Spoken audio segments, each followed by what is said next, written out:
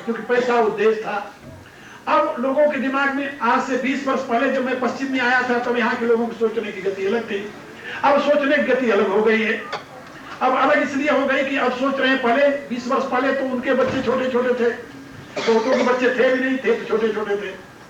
अब लोग सोच रहे हैं हमारे बच्चों का क्या बनेगा, हम तो हिंदू रहे, हमारे बच्चे क्या होंगे। एक बहुत बड़ी समस्या है। इसके लिए मेरी राय है कि आपके बच्चे हिंदू संस्कारों को समझते रहें, युक्त रहें, उसमें सफल हों, और धर्म के नाते उनको अपने पथ से भ्रष्ट होना न पड़े, क्योंकि क्रिश्चियन समाज इतना उन्नत समाज नहीं है चारित्रिक दृष्टि से।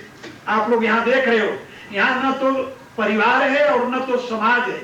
समाज के नाम पर यहाँ केवल एक राजनीतिक संस्था है और परिवार के नाम पर केवल व्यक्ति अकेला है। रिलेशन है तो केवल सेक्स के नाते है, दूसरा कोई नाता यहाँ पर हमने देखा नहीं।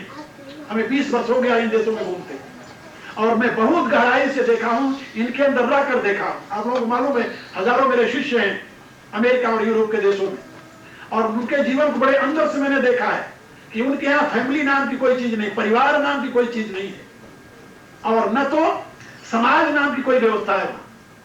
हमने यहाँ पर आए तो देखा है, यहाँ हिंदू आपस में इकट्ठा होते थे केवल भोजन करने के लिए, और कोई दूसरा उनके लिए जरिया इकट्ठा होने का नहीं था। जब हम शुरू में सत्संग का प्रचार करने लगे तो लोग यही कहते थे, जब सबको बुलाएंगे तो भोजन कराना पड़ेगा। हमने कहा सत्संग के नाते तुम सब इकट्ठा हो, भोजन के नाते क्यों इकट्ठा होते हो। फिर धीरे धीरे सत्संग का संस्कार चला।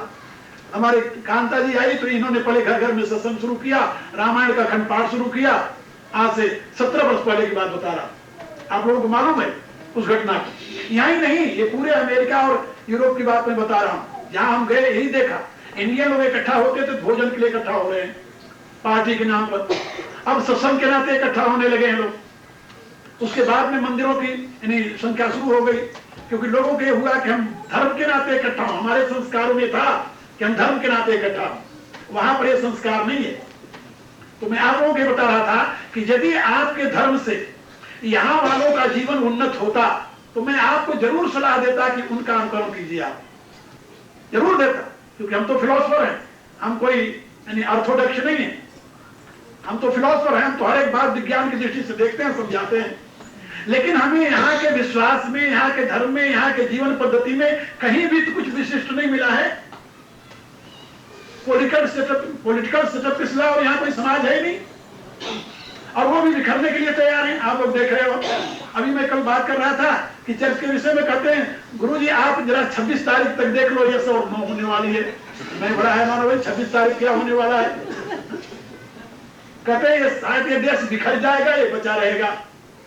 मेरे कहने के प्राय कि ये तो सब राजनीतिक स्वीकृतियां हैं, वो किसी समय टूट सकती है।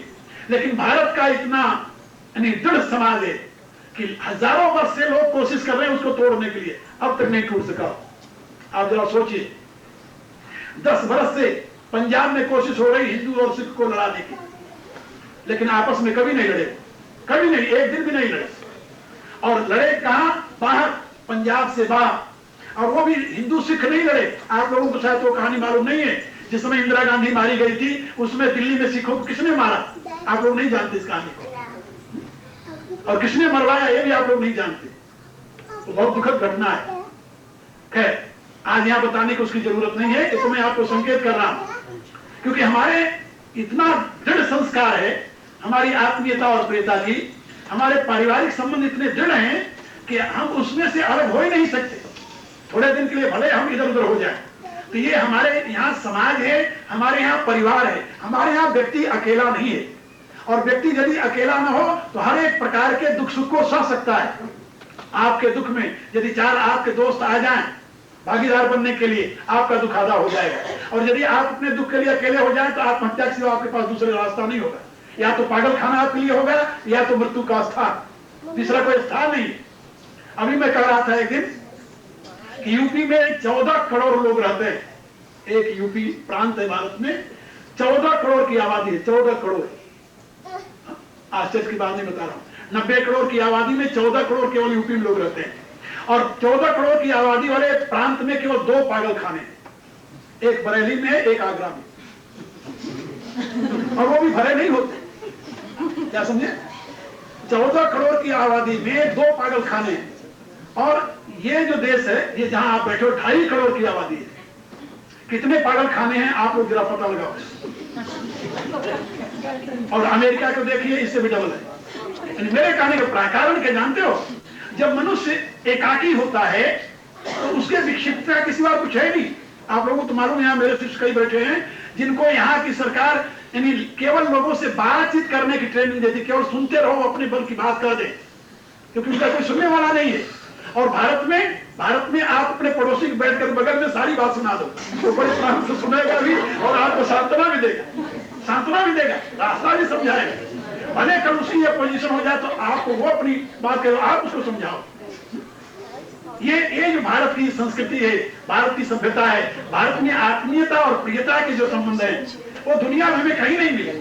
इसलिए मैं आप लोगों को बता रहा था कि आपका धर्म, आपके संस्कार, आपके सिविलाइजेशन महान है। दुनिया के लोग आज उसकी तरफ चल रहे हैं। आपके बच्चे यदि अपने धर्म से भ्रष्ट होकर क्रिश्चियन बने, मुसलमान बने, पतित हों और गर्त में जाएं आपके देखते हुए, तो आपको प्रिय नहीं लगेगा, आप इसे सहन नहीं करेंगे। मजबूर होकर भले स्वीकार कर लें, ठीक है, सब दुनिया में मनुष्य है, लेकिन आपके अंतर की आत्मा इसे नहीं स्वीकार करेगी।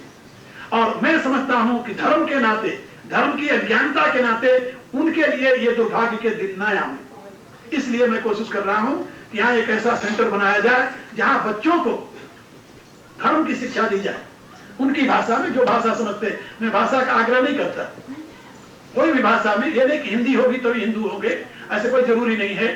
हमने देखा है 150 वर्ष से ट्रिनिडाड में हिंदी नहीं है, लेकिन वहां जितने अच्छे हिंदू हैं उतने अच्छे हिंदू हमें भारत में नहीं मिले। ट्रिनिडाड की मैं बात बता रहा हूं। एक दिवाली, आज का दिवाली का दिन है, एक दिवाली 3-4 वर्ष पहले मेरी ट्रिनिडाड में बीती थी, और हर एक हिंदू के घर के सामने पूरा गांव का गांव दीपक से सजा हुआ।